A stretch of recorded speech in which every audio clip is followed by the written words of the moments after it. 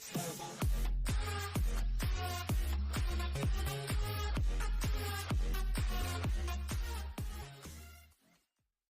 वालेकुम व्यूअर्स, आइए chemistry academy में आप सबको वेलकम।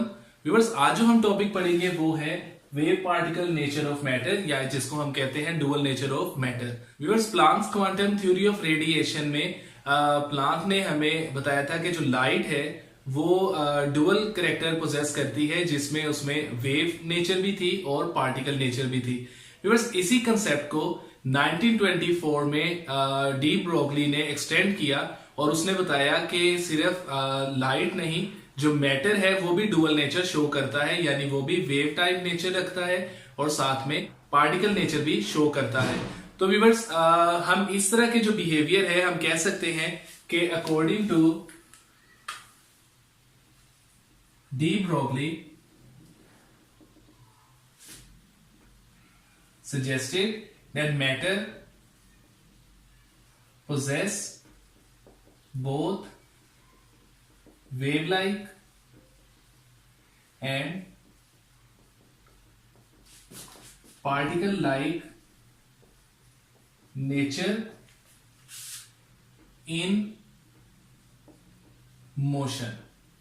और व्यूअर्स, ये जो बिहेवियर डी ब्रोगली ने मैटर का हमें शो किया, इस बिहेवियर को हम कहते हैं wave particle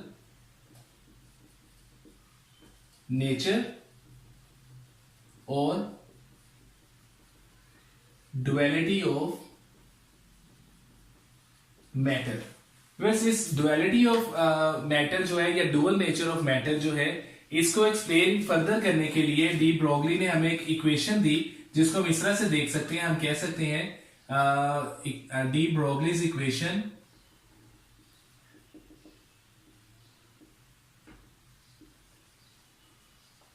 and according to this equation हम कह सकते हैं कि जो lambda that is wavelength is equal to h over m v. Viewers, इस इक्वेशन में जो हमारे पास लेमडा है, हम कह सकते हैं lambda is equal to wavelength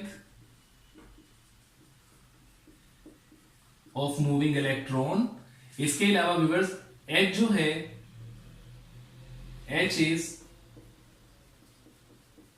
Planck's constant. इसके अलावा व्यूअर्स, जो यहां पे हमारे पास एम वी है, that is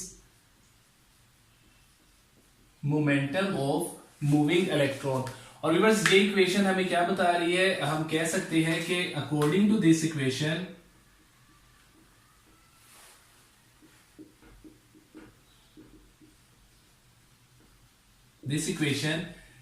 wavelength of moving electron is inversely proportional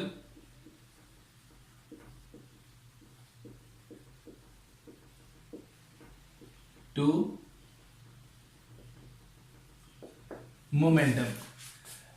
इसके बाद व्यूअर्स, हम देखते हैं कि डी ब्रोगली ने इस इक्वेशन को किस तरह से डिराइव किया। तो व्यूअर्स, हम इधर लिख लेते हैं। अब नेक्स्ट हम देखेंगे कि derivation of de Broglie's equation।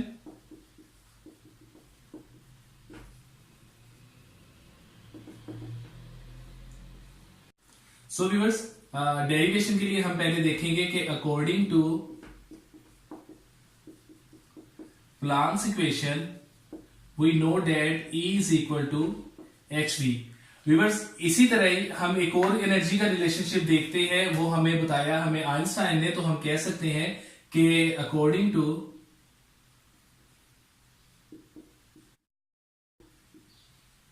Einstein's equation हमें पता है कि E is equal m c square. तो वैसे हम इसको इक्वेशन नंबर 1 कह लेते हैं, इसे इक्वेशन नंबर 2। अब व्यूअर्स, इन दोनों इक्वेशंस में हमारी जो लेफ्ट हैंड साइड वो इक्वल है, तो हम कह सकते हैं कि अगर हम इन्हें दोनों को कंपेयर करें तो हम कहेंगे कि जो एच वी है, that is equal to m c square. Viewers, अगर हम v को देखें, हमें ये कह सकते हैं, हम अपने प्रीवियस लेक्चर्स में ये रिलेशन पढ़ चुके हैं। हम कहते हैं we know that v is equal to c over lambda. तो व्यूअर्स v की ये जो हमारे पास वैल्यू आई है, अगर हम इसको सब्स्टिट्यूट करें इस ऊपर वाली इक्वेशन में, तो हमारे पास जो इक्वेशन है वो बन जाएगी, हम इसे कहेंगे h c over lambda that is equal to mc square. और व्यूअर्स नेक्स्ट स्टेप में हम क्या करेंगे, हम करते हैं rearranging the equation, we get this equation as c से क्रॉस हो जाएगा, और व्यूअर्स जो हमारे पास इक्वेशन आएगी वो आएगी lambda is equal to h over mc। Viewers यहां पे ये क्या हमें बता रही है, it tells us about wavelength of photon. हम लिख लेते हैं इधर, wavelength of photon is inversely proportional to its momentum। Viewers इसी इक्वेशन को अगर हम एक मूविंग इलेक्ट्रॉन पे अप्लाई करें और हम उसमें ये देखें, हम ये कहें कि if an electron moves with velocity v and mass m, सो ये जो इक्वेशन हमारे पास है, ये इक्वेशन बन जाएगी as lambda is equal to h over mv and that is over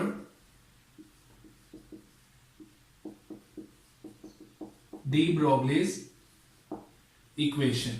तो बस इस तरह से डी ब्रोगली ने इस इक्वेशन को डिराइव किया, और ये इक्वेशन हमें बता रही है कि जो मैटर है वो वेव लाइक और पार्टिकल लाइक नेचर जो है दोनों शो करता है। व्यूअर्स इस इक्वेशन से हम किसी भी मूविंग इलेक्ट्रॉन की जो वेवलेंथ है उसको हम मेजर कर सकते हैं। वो किस तरह से, हम सपोज कर लेते हैं एक एक्टिविटी में, हम इधर देख लेते हैं कि as an activity we suppose an electron is moving with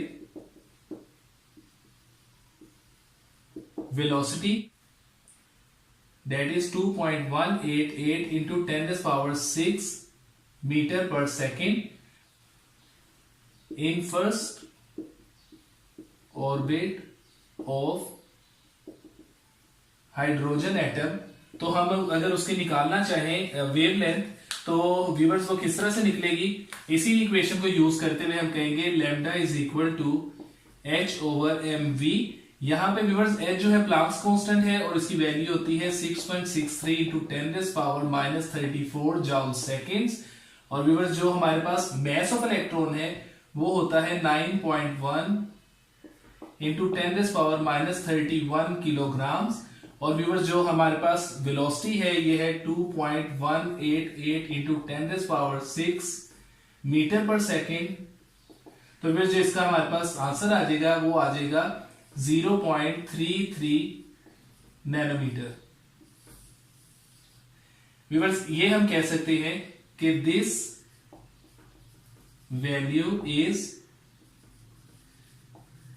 measurable and approximately equal to lambda of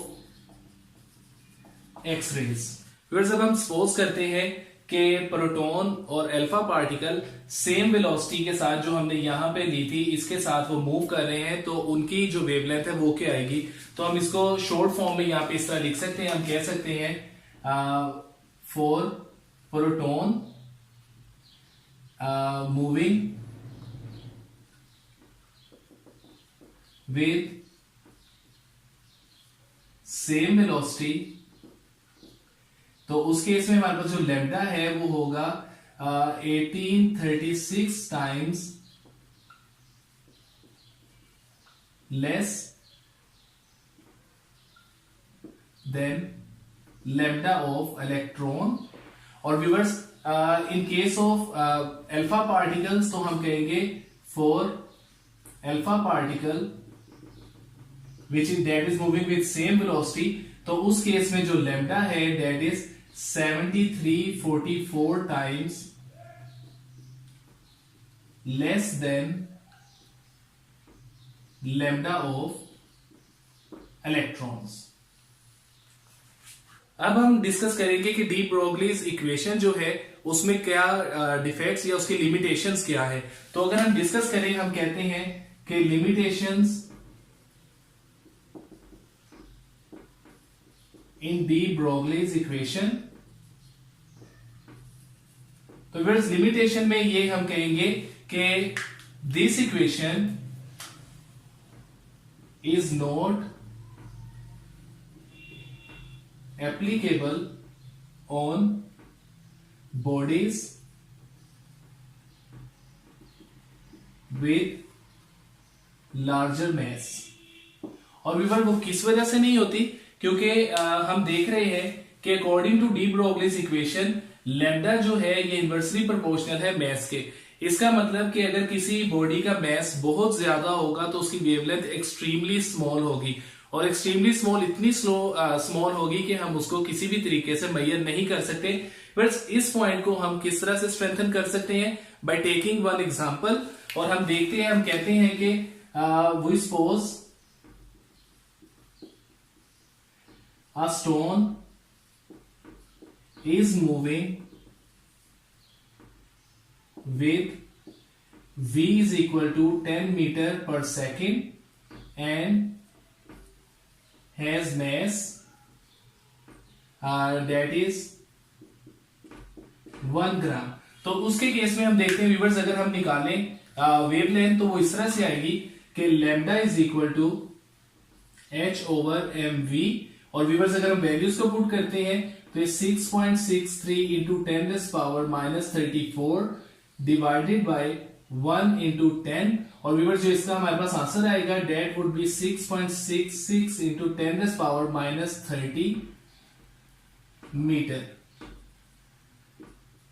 and फिर हम क्या कहेंगे इसके बारे में कि ये वैल्यू इतनी स्मॉल है कि हम इसे मेजर नहीं कर सकते, तो हम कह सकते हैं कि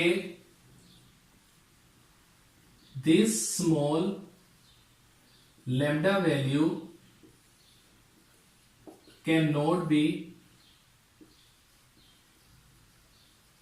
कैलकुलेटेड। तो व्यूअर्स हम कह सकते हैं कि जो डी ब्रोगलीज इक्वेशन है वो जो हमारे पास लार्जर मैस वाली बॉडीज होती हैं उनके ऊपर अप्लाई नहीं होती, ये अप्लाई होती है स्मॉलर पार्टिकल्स के ऊपर, जैसे कि इलेक्ट्रॉन, प्रोटॉन, न्यूट्रॉन्स और अल्फा पार्टिकल्स वगैरह।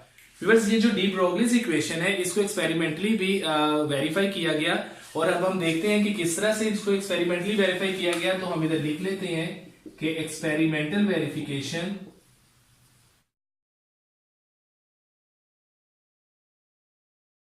Bye Davisson and German. तो व्यूअर्स इन्होंने क्या किया, इन्होंने टंगस्टन फिलामेंट से प्रोड्यूस करवाए इलेक्ट्रॉन्स, और उन इलेक्ट्रॉन्स को फिर उन्होंने किया एक्सेलरेट बाय पोटेंशियल डिफरेंस। और व्यूअर्स जब उन्होंने इनको इलेक्ट्रॉन्स को बम्बार्ड करवाया, स्ट्राइक करवाया निकल क्रिस्टल के ऊपर, तो उन्होंने जो इलेक्ट्रॉन का बिहेवियर नोट किया वो ये देखा कि उन्होंने कहा कि electrons were diffracted like waves. तो व्यूअर्स इससे कंफर्म हो गया कि जो electron being particle do possess the nature like waves के, वो भी डायफ्रैक्ट होते हैं। और इससे फिर कंफर्म हुआ कि डी ब्रोगलीज इक्वेशन जो है about dual nature of matter वो बिल्कुल ठीक है। तो व्यूअर्स आई होप कि आपको आज का लेक्चर समझ आ गया होगा। फिर भी अगर आपको कोई क्वेश्चन या कंफ्यूजन हो तो आप हमें ऑनलाइन कमेंट्स में पूछ सकते हैं। आप हमारी वीडियोस को ज्यादा से ज्यादा वॉच, लाइक एंड शेयर कीजिए, और हमारे चैनल आईए केमिस्ट्री एकेडमी को जरूर सब्सक्राइब करें ताकि हम इसी तरह नए नए लेक्चर्स और वीडियोस के साथ आपके सामने हाजिर होते रहें। अल्लाह हाफिज।